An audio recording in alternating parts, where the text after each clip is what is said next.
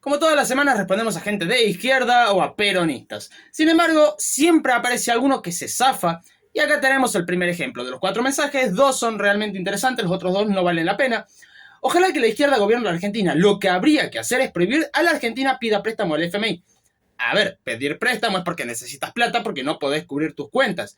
Sin embargo, el FMI presta plata a una tasa de interés mucho más baja muchas veces que otros prestamistas. El mejor ejemplo que se me ocurre es el préstamo que pidió Cristina Fernández de Kirchner a Venezuela con una tasa de interés del 16%, cuando en realidad el FMI se le pidió una tasa del 4%. La diferencia es bastante y por lo tanto depende del contexto si te diría que sí o que no. Y que los que fugaron la guita al exterior, que devuelvan lo robado. Primero, fugarse la guita generalmente le llaman a un empresario que vino, puso plata, no quiere volver a invertir en el país y se la lleva a su país. Es tu plata. ¿Por qué alguien te tendría que prohibir llevarte tu plata? Además, si prohibís esto, ¿quién va a querer venir a invertir en la Argentina? Porque si viene e invierte, no se puede llevar su plata. ¿Se entiende? Así que para vos está bien que las empresas privadas contaminen el medio ambiente. Depende y depende mucho. Porque, por ejemplo, mi bachillerato es en ciencias naturales orientada a la protección y educación ambiental. Así que algo de conocimiento del tema tengo. Primero, la megaminería, siempre que puedo, lo repito, es algo que no tiene que ser avalado, inclusive ya está en la ley, así que se tiene que hacer respetar la ley. Segundo, la fumigación, que es otra de las cosas que siempre menciono, también está legislada dependiendo de la provincia, así que no debería haber problema. Lo que sí estamos en conflicto, porque esto sí se hace, es el político corrupto que por unos pesitos lo permite. Y generalmente sí son de izquierda o... ¿Se entiende? Así que, primero, si vos querés ir y hacerte la ambientalista, primero pedí que se cumpla la ley. Después podemos hablar de lo demás. La cuestión que le respondieron y siguen el mismo tema. Y la fumigación es con glifosato. Eso no es contaminación. Sí, y está estipulado en la ley.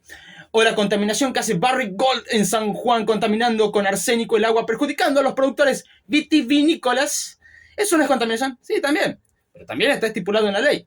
A informarse bien. Diría exactamente lo mismo, porque yo te puedo ir y decirte, estás utilizando internet para ver el video. Si no, no me explico cómo lo viste. Y resulta que Greenpeace en el 17 había hecho una investigación con respecto a si Internet formara parte de un solo país. ¿Cuánto contaminaría? Bueno, sería el 6º país más contaminante del mundo, solamente por Internet. Y no te veo que estés peleando o haciendo algo por eso. Sin embargo, podemos irnos un poco más allá. ¿Cuáles son los rubros que más contaminan? Combustibles fósiles, eso es evidente. Agricultura, moda, cemento, acero. O sea, quiere decir que si te transportas en moto, en auto o en transporte público, estás ayudando a la contaminación. No veo que quieras pelear contra eso. Agricultura significa de que si vos no tenés tu propia huerta, estás ayudando y contribuyendo a la contaminación. Ok. Moda, estás vestido, significa de que estás ayudando a la contaminación. Cemento y acero, o sea que si estás viviendo en una casa, en un departamento o en cualquier lugar edificado, estás colaborando a la contaminación. No te veo queriéndote ir a un lugar desolado, vistiendo nada o vistiendo ropas a base de hojitas o cosechando tu propio alimento. No veo que quieras hacer eso. ¿Sabes por qué? Porque sí, la gran mayoría que defiende el medio ambiente lo hace de boca para afuera. Jamás hace una acción para realmente mitigar el impacto ambiental que producimos el ser humano. Por tanto, por mi parte, te recomiendo que armes una huerta. Yo tengo. Que recicles lo que puedas. Un vaso hecho de botella. Yo lo hago. Así que, antes de hablar de medio ambiente y protección ambiental, pon el ejemplo. Para ser honesto, pensé que esta persona estaba bastante al corriente de las tesis que son de indexación del salario a la inflación para combatir la inflación. Suena raro, hay varias tesis, y podría llegar a funcionar siempre y cuando no existan precios desequilibrados en la economía, por lo que el aumento en los salarios indexado a la inflación refleja la inflación pasada más no la futura, y iría gradualmente cayendo la inflación. Pensaba que iba a ir en esa línea, pero me desilusionó. En primer lugar, tengo que señalar lo evidente. Aunque haya un aumento nominal del valor del sueldo, el poder de compra sigue siendo exactamente el mismo que el mes anterior, porque no hay un aumento real del salario del trabajador. Y es cierto, cuando tenés un aumento nominal no quiere decir que sea un aumento real. Hasta acá, vamos bien. Bueno. 2. El incremento nominal del salario es financiado, nótese las comillas, por el propio empleador. Como siempre ocurre con los salarios, por lo que es una estupidez decir que el Estado necesita emitir por tal motivo. ¿Ves estos papelitos? Son muchos papelitos. Bueno, imagínate que cada uno de estos es una empresa. Cada empresa tiene 5 empleados. Ahora, imaginemos que agarremos una empresa cualquiera, tenemos 5 papelitos, me caché, 5 papelitos, Entonces, de estos 5 papelitos, cada uno es un empleado de esta empresa. Y ahora resulta que vas a aumentarle un papelito de salario a cada uno. ¿De dónde lo sacas? ¿De dónde, decime vos, lo sacas? Porque sí, hay varias formas de sacar el dinero. Y una es, si haces como un juego de suma cero, alguien tiene que perder para que vos puedas pagarlo. En otras palabras, alguna empresa va a tener que quebrar para que vos tengas el dinero.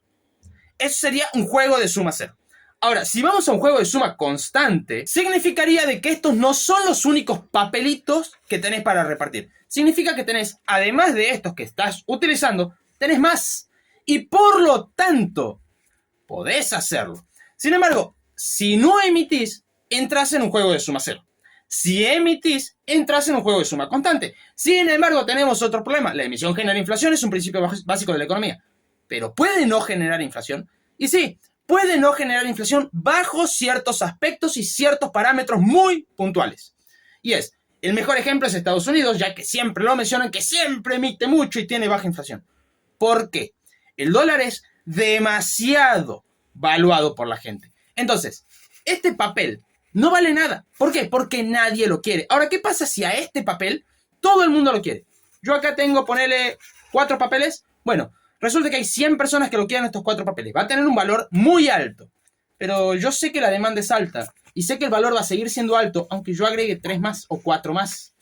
Entonces, cuando la moneda pierde el suficiente valor a base de la falta de confianza, es donde genera mucha inflación. O sea, la emisión por sí sola no debería de generarte inflación. Pero el problema de la emisión es que te genera desconfianza. Por lo tanto, la emisión genera inflación por la falta de confianza que da de la moneda. Ahora, si vos querés financiar a base del empresario, tenés que hacer quebrar empresas o tenés que sacar de algún lugar el dinero, porque si no, no se puede. 3. Si en un mes determinado tu empleador aumentó el precio de los productos o servicios que vende, digamos, 10%, por sobre el aumento del salario de 5%, lo que realmente está ocurriendo es que está disminuyendo tu poder adquisitivo 5%. Por lo tanto, pedir que tu sueldo aumente 10% no le genera pérdidas a tu empleador. Falso. Primero, si el precio aumenta, vos estás sacando varios factores de la cuenta. Impuestos. Porque hay muchos impuestos regresivos o impuestos a la venta. Por lo tanto, aumentar un 10% no quiere decir que el empleador vaya a ganar un 10%. Eso como punto 1. Además, no sabes lo que es una oferta-demanda aparentemente, porque si el precio sube, la demanda cae. Es así de simple. Ahora, hay un detalle. Vos hablas y quizás me digas, no, porque en términos nominales subió, pero no en reales. Sí, pero primero va el impacto y después va el crecimiento de los salarios en tu lógica, lo que querría decir que inicialmente igual perdería venta, lo que llevaría a que no pueda darte ese aumento correspondiente, llevando a una pérdida de valor adquisitivo sí o sí. O sea, o a una quiebra de la empresa, o cualquiera de las dos que más te guste.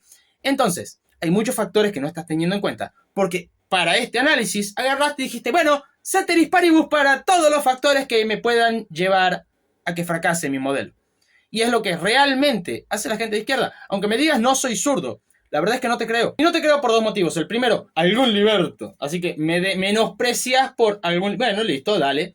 Así que bancátela porque adversario político. Bregman no es adversario político de nadie. Porque nadie la vota. Ese video de Bregman está hecho a base de teoría económica. Es un ¿qué hubiera pasado si? Lo divertido es que te remarcaron varias cosas que te acabo de mencionar. Y dijiste, lo que estoy diciendo es que cada empresa aumente proporcionalmente a lo que incrementó sus precios. Ahora ya no es a base de la inflación, sino a base de cada empresa. Y acá tenemos otro problema y aún mayor.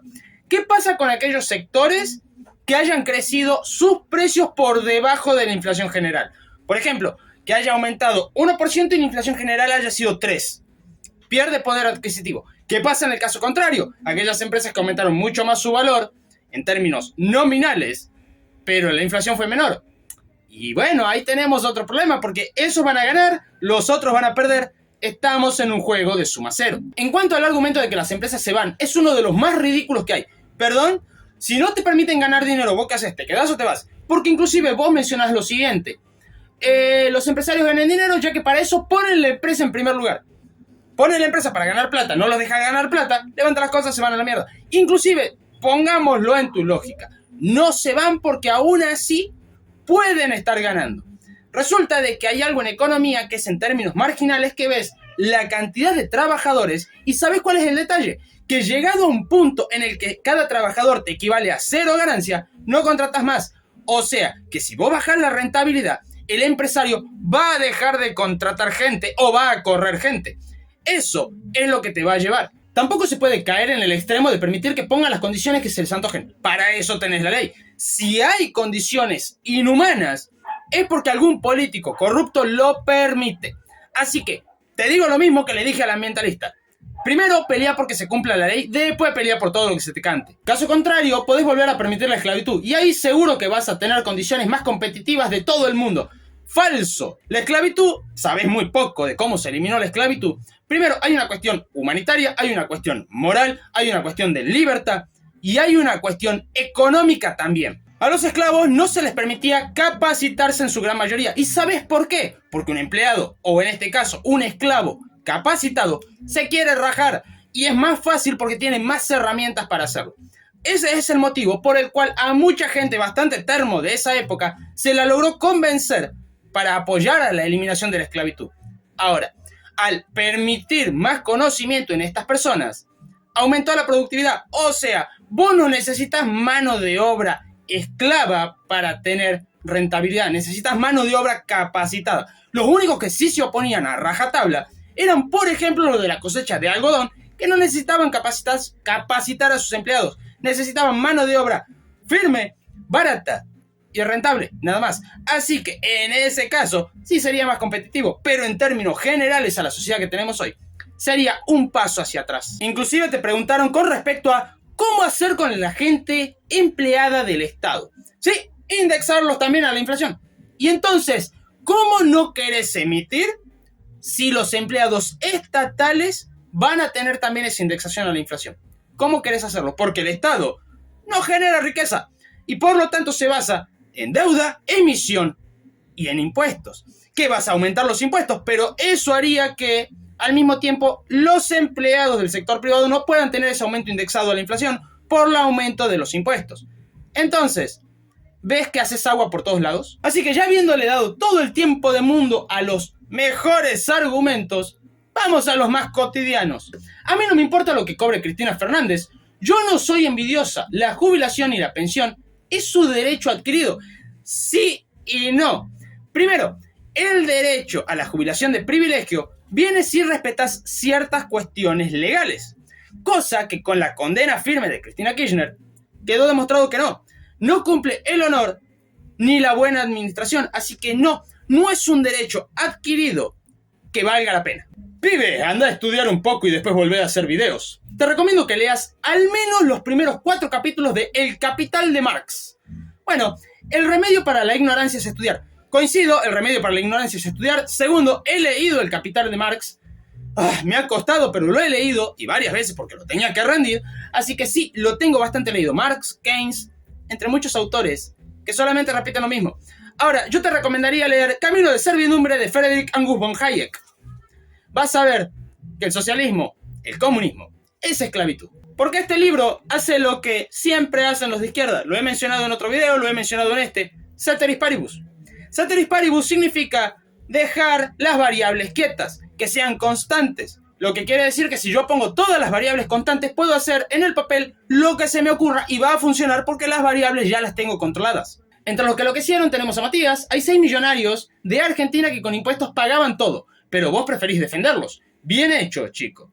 Te hago una pregunta. ¿No te parece ya que con tu mismo argumento me estás dando la razón de que están excesivamente presionados?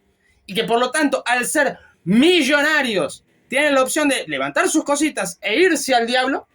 Pregunto, no sé. Te hicieron mención a esto, a lo que vos dijiste. Al igual que vos, lo que pago no mueve nada. Y es cierto, individualmente no movemos absolutamente nada del amperímetro económico. Ni vos ni yo. Eso es cierto. Pero somos 47 millones de argentinos. Yo creo que eso ya suma, ¿no? Porque si paga el que tiene y se enriquece. Pregunto, ¿por qué tiene que pagar solamente él y no los demás? Porque la ley pareja no es rigurosa. Eso como punto 1. Como punto 2, ¿vos pensás que solamente los grandes empresarios son los que tienen los negocios?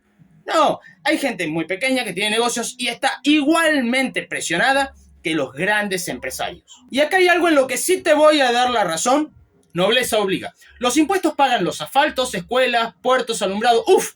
Es tanto. Pero los gobiernos corruptos meten la mano en la lata. Y es cierto, sin impuestos no hay país. Hay impuestos e impuestos. El IVA es un impuesto regresivo porque grava alimentos por igual al que puede mucho y al que puede poco.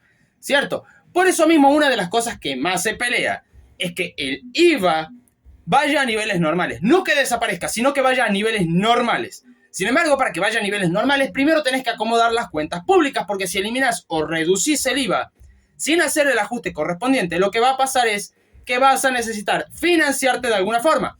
Deuda, emisión o impuestos. Lo que quiere decir que si estás sacando impuestos, los impuestos los estamos sacando de lado, así que nos queda emisión o deuda. Nadie nos presta plata, estamos endeudados por todos lados, así que no es opción. Nos quedaría emisión generando inflación, lo que llevaría a que no sirva de nada. Hay que formarse, me incluyo. Me gusta eso porque admitís que no sabes todo y me gusta porque yo tampoco lo sé todo. Me gusta, estoy con vos en esto. Pero tampoco hay que ser tan gil como para defender que los que más tienen menos pongan. Falso, amigo mío. Primero, pongámoslo así. ¿Cuánto pagás de impuestos? Te puedo asegurar que es muchísimo menos que lo que paga alguien que tiene una empresa. Vos o yo. Es lo mismo. Vos y yo pagamos muchísimo menos impuestos en todo el año de lo que paga un empresario en un mes. Es mucha la diferencia. Este ejemplo me encanta y te voy a demostrar con tu propio ejemplo que no es tan fácil como vos decís. El empresario siempre gana. Falso. Voy a ir a tu casa a llevarme todas las naranjas de tu árbol. Cambiamos naranjero por duraznero, porque el naranjo mío tiene así las espinas y no es negocio. Te dejo 3, pero quiero que me las descuelgues vos. ¿Seguro estás de acuerdo? Sí, si es el duraznero, estoy completamente de acuerdo. Pero vamos a hacerlo como lo tiene que hacer una empresa en un estado. Primero, impacto ambiental. Tenés que pagarlo vos. Porque sí, hacer cualquier tipo de cosecha necesita un impacto ambiental. Lo pagás vos. Segundo, como la casa vendría a ser el país, tenés que pagar impuestos. La tasa de impuestos la va a determinar el propietario de la casa. Bueno, y lo pagás vos, aclaro. Tercero, como yo voy a bajar los duraznos, tenés que pagarme porque voy a ser tu empleado. Pero resulta de que no soy el empleado más capacitado para hacerlo. Y el Estado, o sea, en este caso, el que te haya cobrado los impuestos, te dice, no, tenés que contratar a la gente de la casa. Me tenés que contratar igual. No soy el más apropiado. Así que estás perdiendo plata porque no soy rentable. Vas a ganar plata, pero aparte falta algo. Como me has contratado, tenés que blanquearme y por lo tanto volver a pagar impuestos. No, mejor te voy a poner en negro. Te agarran. Multa. ¿Ganas plata? Incluso podemos ir más allá todavía. Te aparece un Grabois de la vida y te bloquea la entrada a mi casa. Vos tenés que cumplir los plazos para entregar esos duraznos. Yo voy a tener que seguir cobrando porque no es mi culpa. Así que me estás pagando un sueldo por no hacer absolutamente nada, mientras tampoco te dejan producir. ¿Ganas plata? Este mensaje me dio bastante pena en cierto punto. No vale la pena este canal. Intenta ganarse un lugar entre la nueva casta de ensobrados y ñoquis como Adorno y Dogordán. No sé quién es ese Dogordán, pero bueno. Quieren vivir gratis planteando falacias en videitos de 12 minutos. Primero, decime qué falacia. Todo lo que yo digo puede ser rastreado con datos o con teoría económica. Todo lo puedes rastrear. Que no sepas buscar ya no es mi problema. Y yo esto no te lo voy a permitir. Porque quizás yo pensaba parecido, que grabas 10-20 minutos y ya está, ya te llueve la plata. No funciona así. Tenés que aprender a editar. Tenés que aprender, aunque sea edición muy básica, tenés que aprender a hacerlo. Tenés que aprender a crear imágenes. Aunque sean básicas, tenés que hacerlo. También tenés que aprender que cuando algo está mal grabado, tenés que rehacerlo. Punto. Ahora, ¿qué pasa? Eso es tiempo. Cada video a mí me toma en torno a unas 5 o 6 horas. Aprox. Si no me están rompiendo las bolas, porque si no, ya tengo que empezar a regrabar y regrabar. Así que puede tomarme más tiempo. Ahora, eso no es todo el trabajo, porque de ahí tenés que ponerte a analizar datos para poder poner el título, la descripción y todo lo demás que lleve para que el video se pueda ver. No es una cuestión de 12 minutos. Es mucho más tiempo del que parece. Y eso, mucha gente lo ve. ¿Y sabes qué? Esa gente que lo ve, generalmente si le gusta el creador, lo que hace es hacerse miembro. Si la billetera le permite, obviamente. Por eso yo cada vez que termino mis videos agradezco uno a uno a los miembros del canal. Porque los miembros del canal no solamente les gustó mi contenido, sino que además confían en mí aunque no nos hayamos conocido en persona.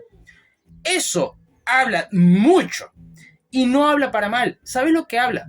Que algo he hecho para que a esa gente le guste mi contenido. Algo vieron que quizás yo no lo veo, pero yo sí. Eso es lo que vos nunca vas a tener, porque seguís con una mentalidad cerrada. Y en la siguiente frase lo podés notar. El liberalismo no funciona. Ya se demostró en el siglo XIX. No conoces de historia, no conoces de economía, no conoces de nada. ¿Y sabes cómo lo sé? El mercantilismo estuvo antes de la primera revolución industrial. Ok, el mercantilismo aparece en el siglo XV hasta el XVIII. Sin embargo, se terminó de desaparecer en el siglo XIX. Resulta de que el capitalismo malvado y que, como suelen decirlo ustedes, no es lo mismo capitalismo que liberalismo. ¿Pueden coincidir en muchas cosas? Sí, pero no es exactamente lo mismo. Eso como punto 1. Como punto número 2, al inicio, muchos autores liberales lucharon por mejorar las condiciones de trabajo de la gente. Y no por una cuestión de, son socialistas entonces. No, por una cuestión de rentabilidad. Si el empleado se te enferma por las malas condiciones ambientales, tenés que pagar un sueldo porque la gente no vino a trabajar o perder productividad en su defecto. Y por lo tanto, el empresario pierde plata. Segundo, si el sueldo es muy bajo, lo que va a pasar es que el empleado no pueda comer y alimentarse bien, llevando a que o se enferme o llegue muy desgastado al trabajo, llevando a un posible accidente y que pierda a los trabajadores. Tercero, si el empleado no está bien descansado, o sea que tenés una cantidad de horas absurdas de trabajo, lo que va a pasar es que va a llegar muy cansado, y si a eso le sumas la poca rentabilidad en el sueldo, va a llegar hambriado y cansado. ¿Qué lleva a esto? Que se vaya a accidentar y que pierdas productividad. O sea que si querés podemos verlo desde un lado nada que ver humanitario. Y aún así, un liberal va a estar siempre a favor de que hayan buenas condiciones de trabajo, buen salario y que pueda comer bien. En cambio, el mercantilismo, que es lo que estaba justamente antes y durante la primera etapa de la revolución industrial, era el Estado. Todo el Estado. ¿Sabes lo que pasaba? Hambre. ¿Sabes cómo lo podemos remarcar mejor todavía? 4000 años atrás. Todas las veces que el Estado metió la mano, todas las veces hubo hambre. Todas las veces que el Estado, después incluso, quiso meter la mano, todas las veces aumentó la pobreza. Inclusive Argentina no es la excepción a esto. 4000 años de controles de precios y salarios termina con Perón. ¿Por qué será, no? Inclusive querés irte más adelante. Cada vez que el Estado metió mano y quiso controlar las variables económicas, pasó siempre lo mismo. Un aumento de la inflación, un aumento de la pobreza, un aumento de la indigencia y posteriormente una escalada de la violencia. Porque los argentinos somos de poca paciencia. Así que antes de hablar boludeces, estudia. Si te gustó, no olvides suscribirte, dejar tu comentario. Y si quieres ayudar aún más al canal, puedes hacerlo a través de la pestaña unirse, como nuestros amigos y miembros Orfen, Mauro, Infran es un dictador, Lore y José.